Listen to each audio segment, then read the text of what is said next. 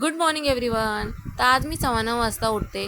बघते तर काय पाणीच येत नाही. मग पप्पा मला बोलतात पाणी येऊन मध्येच निघून गेलं. त्याच्यानंतर मी फ्रेशनअप वगैरे होते आणि फ्रूट्स खाते. जे नाश्त्यामध्ये एकच फ्रूट होतं पपाया. आणि एवढूशा तुकड्यासाठी मम्मीचं आणि माझं खूप भांडणं चाललं आहे. मम्मीला मी कधीपासून बोलते पापड कर पापड कर. मग ती फायनली आज पापड करत आहे. मी माझ्या भावाला बोलून थकून जाते, जाऊन अंडी आण अंडी आण. आणि जाऊन मीच आणते अंडी आणि त्याला बोलते तुला काहीच देणार नाही. मग घरी येऊन बघते तर मम्मी पापड टाकत असते. मग मी पण तिला काही मदत करते, पण माझे केलेले पापड तिला आवडतच नाही. तर त्याच्यानंतर मम्मी मला बोलते की आज मी जेवणच करणार नाही.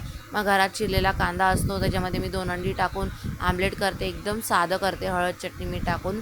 आणि हे होतं माझं आजचं दुपारचं जेवण. आता मला तर काहीतरी पोटासाठी करायलाच पाहिजे, नाहीतर मी उपाशी राहणार. आणि त्यात आहे मी पेशंट. म्हणजे एकदम ठीकठाक लागत होतं, एवढं काही चांगलं लागत नव्हतं. मग ते दोघं बाजारात जाऊन काय काय घेऊन येतात आणि रात्रीच्या जेवणात होतं थालीपीठ. आजच्यासाठी बस एवढंच. बाय बाय, उद्या भेटूया.